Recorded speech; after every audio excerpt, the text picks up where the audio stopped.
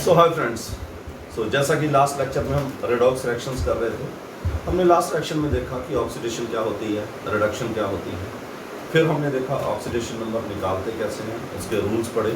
अब हम इसी के बेसिस पे नेक्स्ट चैप्टर को प्रोसीड करेंगे, जिसमें हम ऑक्सीडाइजिंग एजेंट, रिड्यूसिंग एजेंट के बारे में पढ़ेंगे और उसके बाद हम बैलेंसिंग ऑफ इक्वेशन के बारे में पढ़ेंगे। तो सबसे पहले हमारे पास क्या आता है कि अब हम देखेंगे ऑक्सीडेशन और रिडक्शन को ऑक्सीडेशन नंबर के बेसिस पे कैसे रिप्रेजेंट किया जाता है। सो हमारा नेक्स्ट टॉपिक है that oxidation and reduction in term of oxidation number. So oxidation and reduction in term of the oxidation number, ठीक है।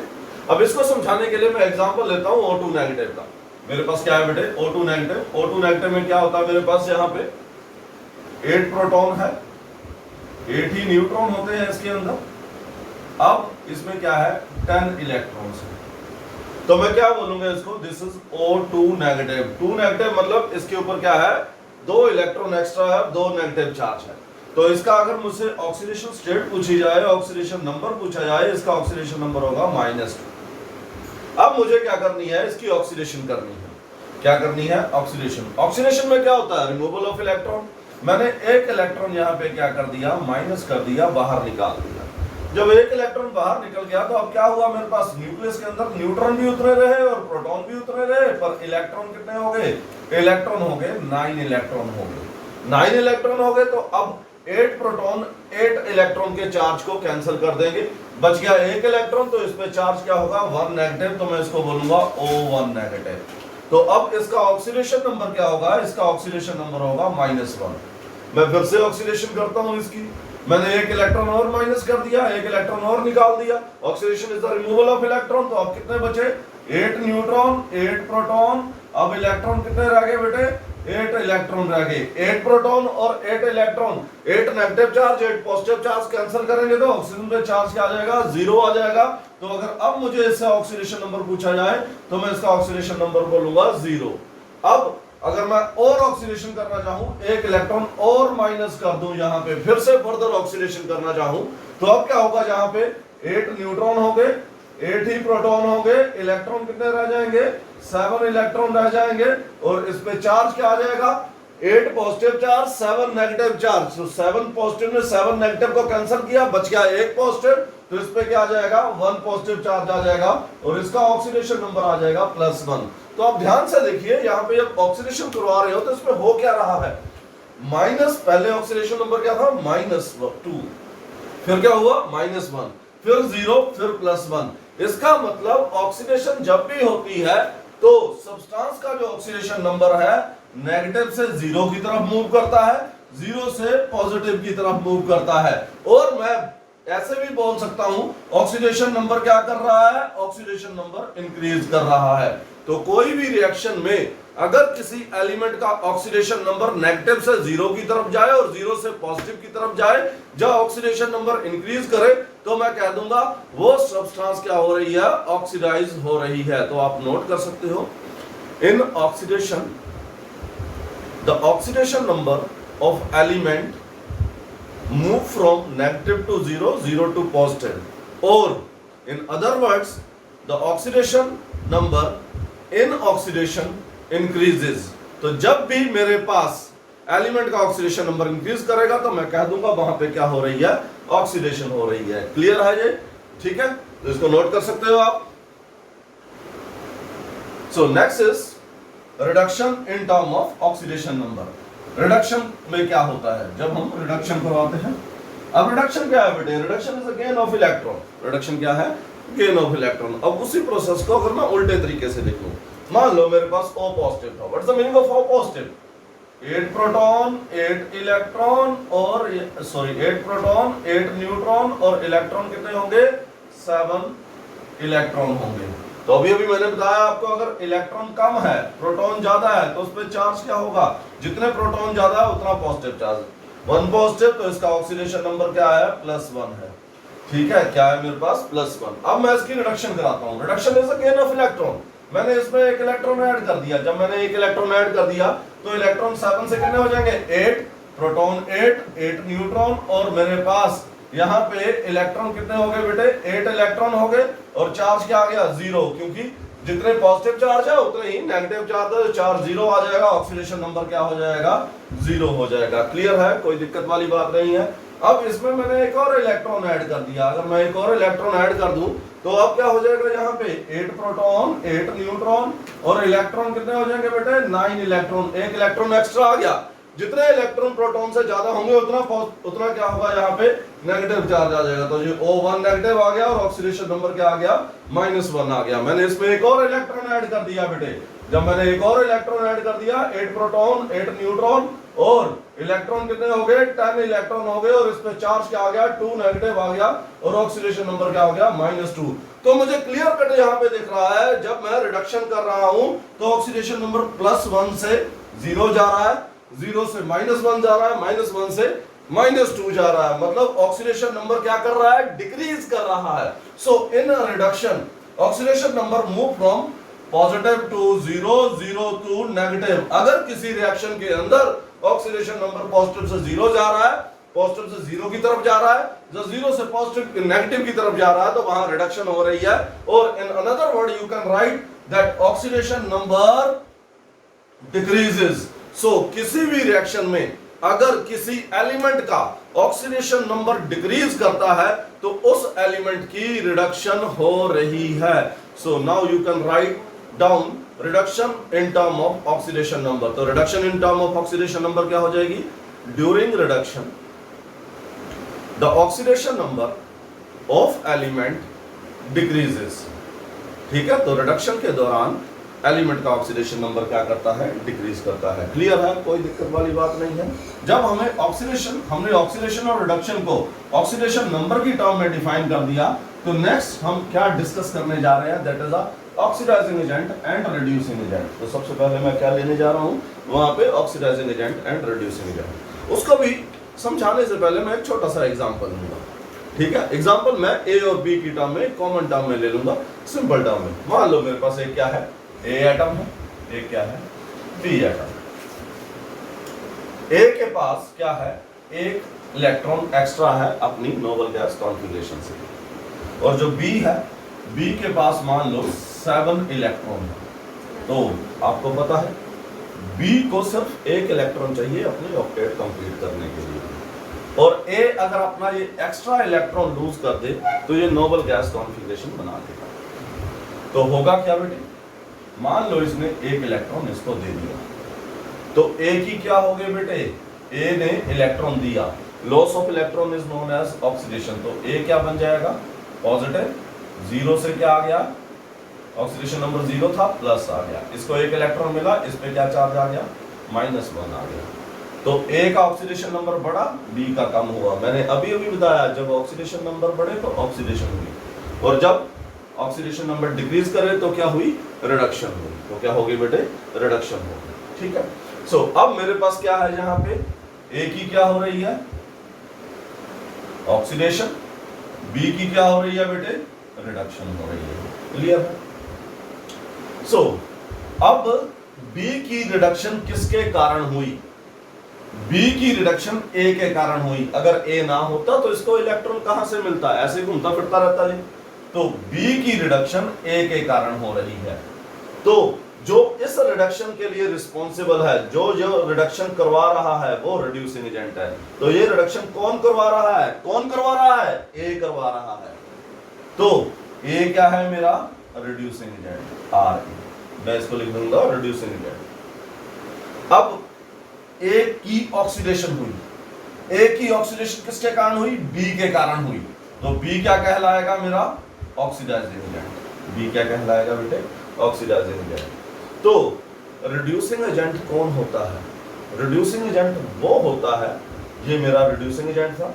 रिड्यूसिंग एजेंट वो होता है जो दूसरे की रिडक्शन करे और अपनी उसकी ऑक्सीडेशन हो जाए, और उसकी अपनी क्या हो जाए बेटे ऑक्सीडेशन हो जाए। तो मैं यहाँ पे लिख सकता हूँ, आप लिख सकते हो।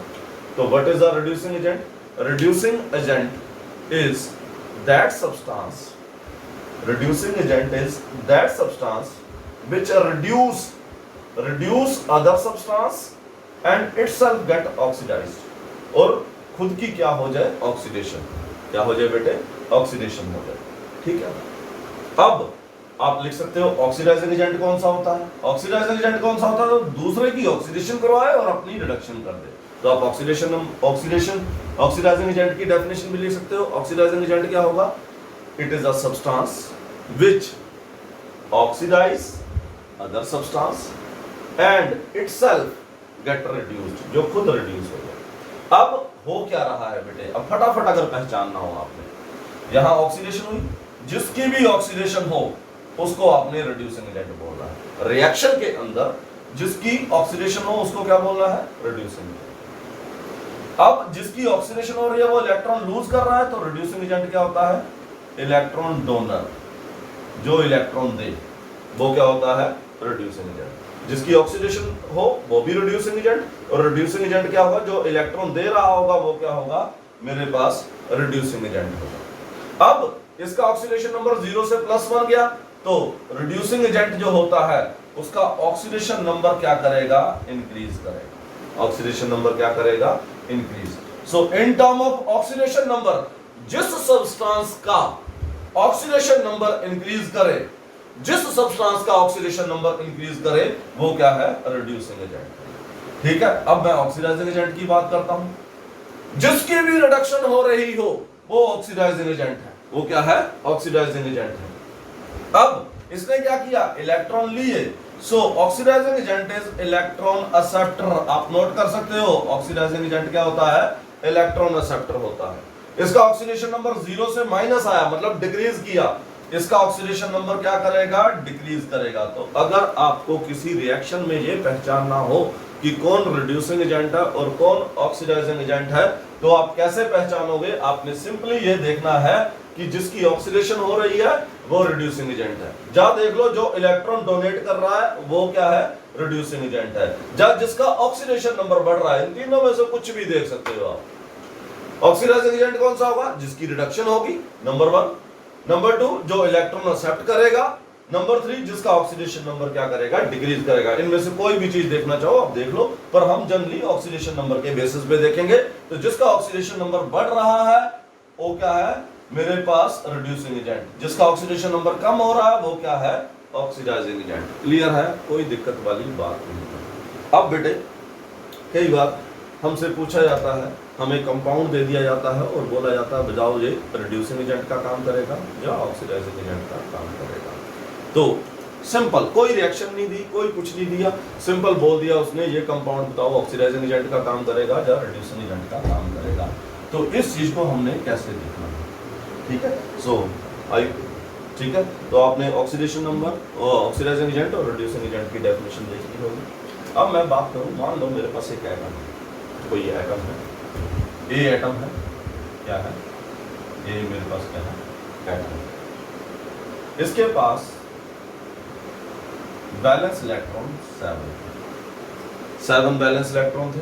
इसका मतलब क्या है, अगर इसकी ऑक्सीडेशन करवाई जाए तो जब ये अपने ज़्यादा से ज़्यादा जितने इसके बैलेंस इलेक्ट्रॉन है उतने लूज कर सकता है। सॉरी मैं क्या बोल रहा हूँ, ए एटम है जिसके 5 बैलेंस इलेक्ट्रॉन है, 1 2 3 4 5 बैलेंस इलेक्ट्रॉन है।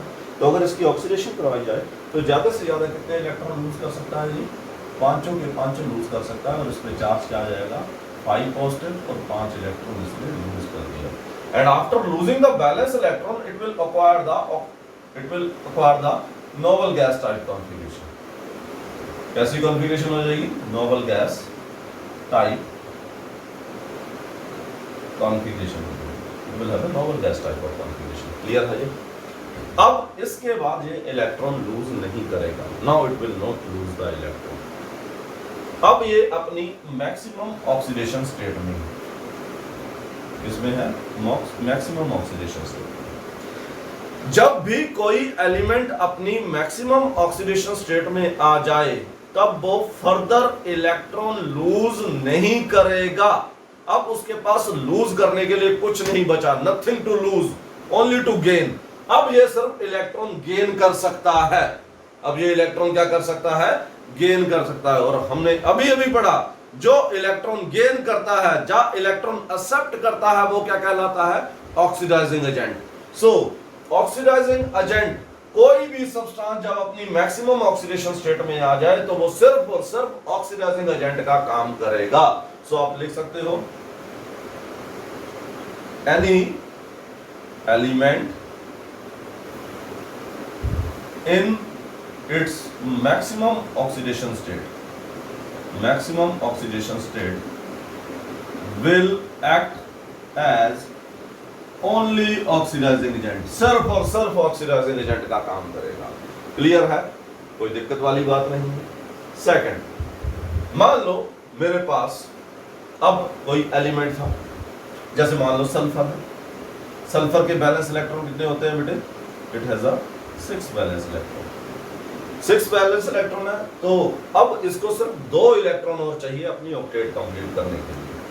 मान लो इसने 2 इलेक्ट्रॉन ले लिए, इसकी रिडक्शन होगी, कितने इलेक्ट्रॉन ले लिए, 2 इलेक्ट्रॉन मैंने प्लस कर दिए, तो क्या आ गया, इसकी ऑक्टेट क्या होगी बेटे, कंप्लीट हो गई। क्या आ गया, नेगेटिव चार्ज। ऑक्टेट तो कंप्लीट हो गई पर नेगेटिव चार्ज आ गया। हमें ये भी पता है 4 स्पीशीज अनस्टेबल होती है। अब सल्फर की मिनिमम ऑक्सीडेशन स्टेट क्या हो सकती है, -2।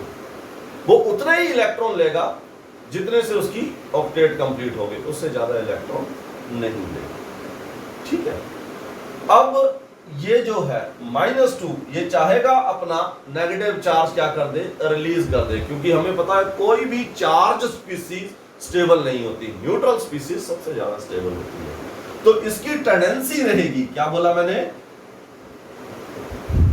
टेंडेंसी रहेगी 2 इलेक्ट्रॉन लूज करने की। तो अगर ये 2 इलेक्ट्रॉन देता है, वापस अपनी कौन सी स्टेट में आ जाएगा, न्यूट्रल स्टेट में आ जाएगा। तो कोई भी सब्सटेंस जब अपनी मिनिमम ऑक्सीडेशन स्टेट में होती है, उससे ज्यादा इलेक्ट्रॉन नहीं ले सकती। अगर वो उससे ज्यादा इलेक्ट्रॉन नहीं ले सकती तो वो ऑक्सीडाइजिंग एजेंट का काम नहीं कर सकती। अब जब वो इलेक्ट्रॉन नहीं ले सकता तो उसके पास एक ही ऑप्शन है, इलेक्ट्रॉन दे तो सकता है, और जब वो इलेक्ट्रॉन देता है तो वो क्या कहलाता है, रिड्यूसिंग एजेंट कहलाता है। क्या कहलाता है, रिड्यूसिंग एजेंट। तो आप सेकंड लाइन ये लिख सकते हो, एनी सब्सटेंस और any element in its minimum oxidation state will not take up electron but can lose electron and act as only reducing agent। कोई भी सब्सटेंस जब अपनी मिनिमम ऑक्सीडेशन स्टेट में होती है तो वो रिड्यूसिंग एजेंट का काम कर सकती है। क्लियर है, तो सीधी सीधी बात, जब भी सब्सटेंस अपनी मैक्सिमम ऑक्सीडेशन स्टेट में है तो वो सिर्फ ऑक्सीडाइजिंग एजेंट का काम करेगी, और जब भी सब्सटेंस अपनी मिनिमम ऑक्सीडेशन स्टेट में है तो वो रिड्यूसिंग एजेंट का काम करेगी। अब तुम्हारे दिमाग में क्वेश्चन आएगा कि अगर वो बीच वाली ऑक्सीडेशन स्टेट में है तो इंटरमीडिएट ऑक्सीडेशन स्टेट, अगर वो इंटरमीडिएट ऑक्सीडेशन स्टेट में है तो वो रिड्यूसिंग एजेंट और ऑक्सीडाइजिंग एजेंट दोनों का काम कर सकती है। क्लियर है, कोई दिक्कत इसमें? तो इसके बेस पे हम थोड़े से एग्जांपल देख लेते हैं। जैसे मुझे बोला गया KMnO4, क्या बोला गया बेटे, KMnO4 बताओगे तो वो किस तरह का काम करेगा। ठीक है, KMnO4 मुझे बताना है वो ऑक्सीडाइजिंग एजेंट का काम करेगा या रिड्यूसिंग एजेंट का काम करेगा। तो जब भी आपको ऑक्सीडाइजिंग एजेंट और रिड्यूसिंग एजेंट बताना है तो पहले तो आप उसकी ऑक्सीडेशन स्टेट निकाल लीजिए। ठीक है, जनरली जो मेरे पास सेंट्रल एटम होता है उसकी ऑक्सीडेशन स्टेट वेरी करती है। ऑक्सीजन की हमें पता है -2, अल्कली मेटल +1 होती है, तो इसकी मैंने x मान ली, तो आपको निकालनी आती है ऑक्सीडेशन स्टेट। क्या आ जाएगी बेटे, अल्कली मेटल पोटेशियम के लिए 1, इसकी एटॉमिसिटी 1 प्लस मैंगनीज का x और इसकी एटॉमिसिटी 1 प्लस इसकी एटॉमिसिटी 1, और ऑक्सीजन क्या है, चार्ज क्या है, -2 × 4 = 0, क्योंकि KMnO4 क्या है, न्यूट्रल है, और यहां से मैं जब x निकालता हूं वो आता है +7। और आप सबको पता है मैंगनीज के बैलेंस इलेक्ट्रॉन कितने होते हैं बेटे, मैंगनीज के बैलेंस इलेक्ट्रॉन होते हैं मेरे पास 25 इसका एटॉमिक नंबर है, 1s2 2s2 2p6 3s2 3p6, ठीक है, 3d5 4s2। नोबल गैस से आगे वाले बैलेंस इलेक्ट्रॉन, ये बैलेंस इलेक्ट्रॉन है। कितने बैलेंस इलेक्ट्रॉन है? 7। तो मैंगनीज के पास 7 बैलेंस इलेक्ट्रॉन है। तो अब ये +7 का मतलब जब मैंगनीज KMnO4 में कन्वर्ट हुआ तो इसने अपने, ये हम अज्यूम करके चलेंगे, इसने अपने सातों के सातों बैलेंस इलेक्ट्रॉन लूज कर दिए। इसका मतलब manganese in a maximum oxidation state, manganese is in maximum oxidation state. जब ये मैक्सिमम ऑक्सीडेशन स्टेट में है तो मैंने अभी अभी बताया, अब इससे ज्यादा इलेक्ट्रॉन ये लूज नहीं कर सकता, अब ये सिर्फ गेन करेगा। अगर ये गेन करेगा तो ये क्या कहलाएगा? ऑक्सीडाइजिंग एजेंट कहलाएगा। So KMnO4 act as a strong oxidising agent, OA oxidising agent का काम करेगा। क्लियर है? सो आपने करना क्या है, जब भी क्वेश्चन सॉल्व करना है, आप जो जनरली जो सेंट्रल एटम होता है वो उसकी ऑक्सीडेशन स्टेट वेरिएबल है, उसकी ऑक्सीडेशन स्टेट निकाल लीजिए। अगर उसकी ऑक्सीडेशन स्टेट कितनी आ रही है? मैक्सिमम आ रही है। मैक्सिमम कितनी होती है? जितने उसके बैलेंस इलेक्ट्रॉन है। अगर उतनी आ रही है तो वो अब इलेक्ट्रॉन लूज नहीं करेगा, गेन करेगा और वो ऑक्सीडाइजिंग एजेंट का काम करेगा। अगर मिनिमम आ रही है, मिनिमम कितनी होती है? मिनिमम होती है मेरे पास यहां पे n-8। n क्या है तुम्हारे? Balance electron -8, n-8। तो जितनी अगर मिनिमम ऑक्सीडेशन स्टेट में है तो वो क्या कहलाएगा? तो वो इलेक्ट्रॉन लूज करेगा और वो रिड्यूसिंग एजेंट का काम करेगा। तो KMnO4 किसका काम करेगा बेटे? ऑक्सीडाइजिंग एजेंट का। वैसे ही मेरे से पूछ लिया गया, अब आप फटाफट करोगे। मेरे पास क्या है? K2Cr2O7, ठीक है, ये पूछ लिया गया। मुझे पूछा गया कि बताओ ये ऑक्सीडाइजिंग एजेंट है रिड्यूसिंग एजेंट है? इसका आपको पता है -2, इसका +1। तो अगर आप ऑक्सीडेशन नंबर निकालोगे, अब आप अपने आप करते रहना, क्रोमियम का ऑक्सीडेशन नंबर क्या आ जाएगा? यहाँ पे +6 आ जाएगा। तो यहाँ पे अगर आप X निकाल के यहाँ पे निकालोगे पोटेशियम डाइक्रोमेट का, तो मेरे पास कितना आ जाएगा? +6 आ जाएगा। क्रोमियम के बैलेंस इलेक्ट्रॉन कितने होते हैं? इसकी भी क्या है? 25 है, 24 है मेरे पास। तो 1s2 2s2 2p6 3s2 3p6, ठीक है, 3d5 4s1। नोबल गैस से आगे वाले बैलेंस इलेक्ट्रॉन, ये बैलेंस इलेक्ट्रॉन कितने हैं? 6 है। तो बैलेंस इलेक्ट्रॉन के बराबर अगर पॉजिटिव ऑक्सीडेशन स्टेट है तो ये किसका काम करेगा? अब ये मैक्सिमम इलेक्ट्रॉन लूज कर चुका है तो ये सिर्फ ऑक्सीडाइजिंग एजेंट का काम करेगा। It will act as a oxidising agent. Clear है? वैसे ही अगर मुझसे पूछ लिया जाए HNO3 में ऑक्सीजन का वेरिएबल नहीं होगा, हाइड्रोजन का वेरिएबल नहीं होगा, किसका वेरिएबल होगा? नाइट्रोजन का। नाइट्रोजन की ऑक्सीडेशन स्टेट निकाल लीजिए, कितनी आएगी?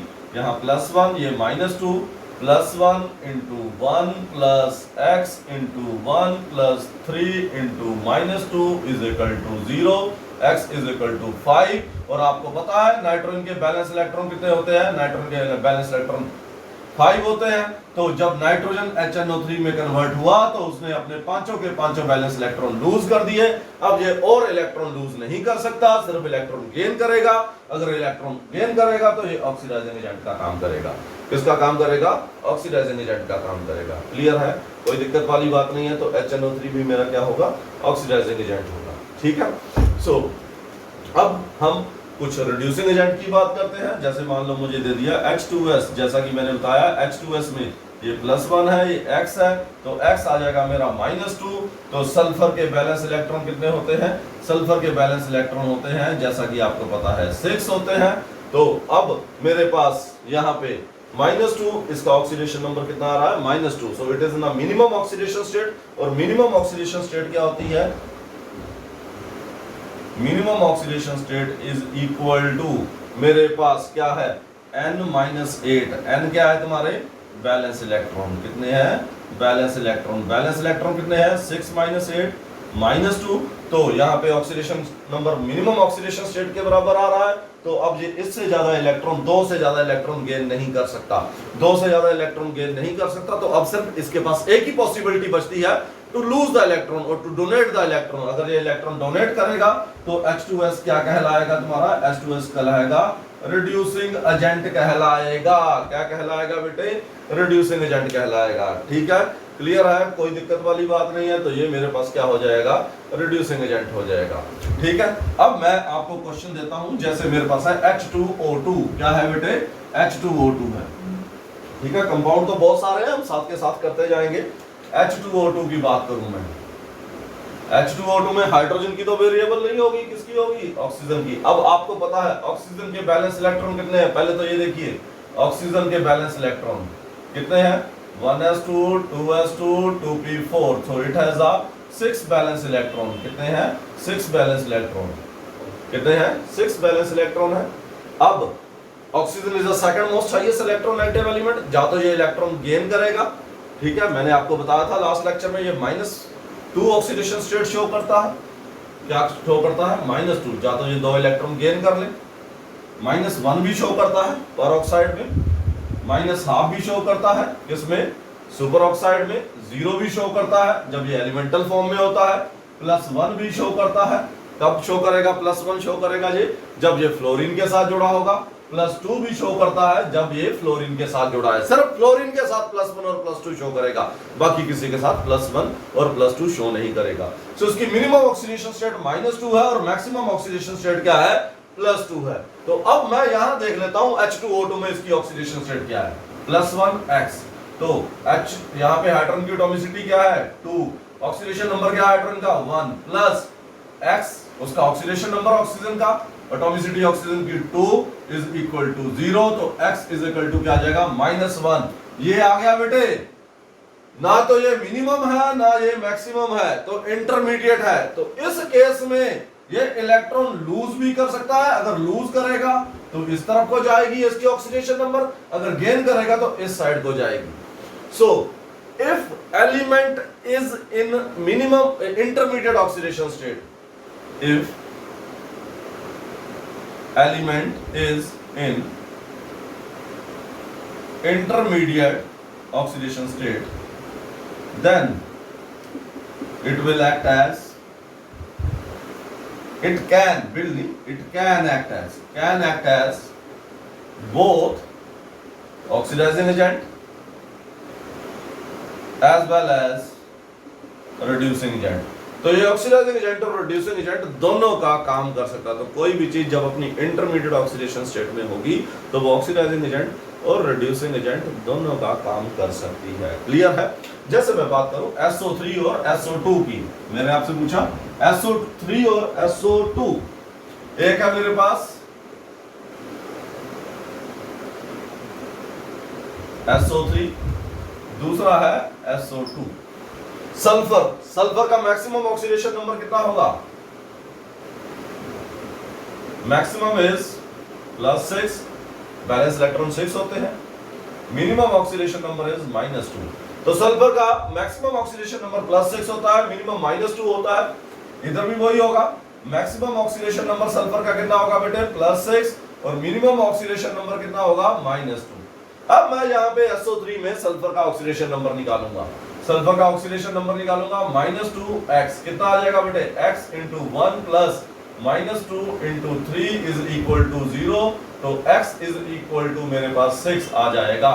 तो ये मैक्सिमम ऑक्सीडेशन स्टेट में है, तो यहाँ पे ऑक्सीडेशन नंबर क्या है बेटे, +6 है। मैक्सिमम ऑक्सीडेशन नंबर, तो SO3 will act as only oxidising agent, ये सिर्फ ऑक्सीडाइजिंग एजेंट का काम करेगा। नाउ यहां पे निकालेंगे -2x, निकाल लीजिए बेटे, x इसका oxidation number, atomicity 1 plus -2 into 2 is equal to 0, x is equal to +4। तो ना तो ये +6 है ना -2 है, इन दोनों के बीच का है, इंटरमीडिएट है।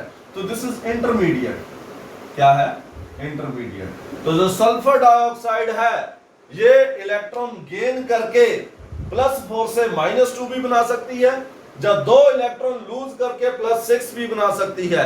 तो यहाँ पे सल्फर डाइऑक्साइड जो है इसमें सल्फर इंटरमीडिएट ऑक्सीडेशन स्टेट में है, और जब भी सब्सटेंस इंटरमीडिएट ऑक्सीडेशन स्टेट में होगा वो ऑक्सीडाइजिंग एजेंट और रिड्यूसिंग एजेंट दोनों का काम कर सकता है। So sulphur dioxide can act as both reducing agent as well as oxidising agent. Clear है, कोई दिक्कत वाली बात नहीं है। तो यहां से हमने ये देख लिया कि ऑक्सीडेशन और रिडक्शन को ऑक्सीडेशन नंबर की टर्म में कैसे लिख सकते हैं। दूसरा हमने देख लिया ऑक्सीडाइजिंग एजेंट और रिड्यूसिंग एजेंट का ऑक्सीडेशन नंबर की टर्म में कैसे लिख सकते हैं? तीसरा हमने देख लिया ऑक्सीडाइजिंग एजेंट कौन कहलाएगा और रिड्यूसिंग एजेंट कौन कहलाएगा। मैं फिर से नोट कर लो बच्चों एक बार, जो भी सब्सटेंस अपनी मैक्सिमम ऑक्सीडेशन स्टेट में होगी वो सिर्फ और सिर्फ ऑक्सीडाइजिंग एजेंट का काम करेगी। जो भी सब्सटेंस अपनी मिनिमम ऑक्सीडेशन स्टेट में होगी वो सिर्फ और सिर्फ रिड्यूसिंग एजेंट का काम कर सकती है। और कोई भी सब्सटेंस जो इंटरमीडिएट ऑक्सीडेशन स्टेट में है वो reducing agent as well as oxidising agent दोनों का काम कर सकती है। क्लियर है बेटे, कोई दिक्कत वाली बात नहीं है, ठीक है। सो ये मेरे पास इस तरीके से हो जाएगा, ठीक है।